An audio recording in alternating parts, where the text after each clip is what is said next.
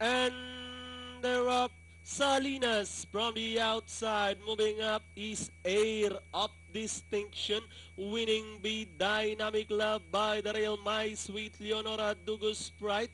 Then comes Danny's Minstrel, Headline Chaser, and I Will Survive is the early trailer. Heading towards the last 600. Salinas in command by 3/4 of a length lead.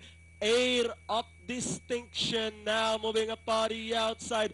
Winning Bid racing in third and running in fourth is Dynamic Love as they race to the last 450.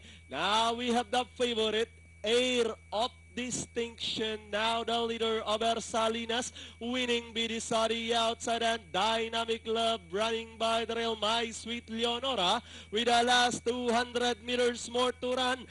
Air of Distinction now starts to draw away by about 6 lengths. Running now in second, Winning Bid and Dynamic Love, and finally Air of Distinction. Second close between number 6, Dynamic Love, and Winning Bid. Then comes Salinas, My Sweet Leonora.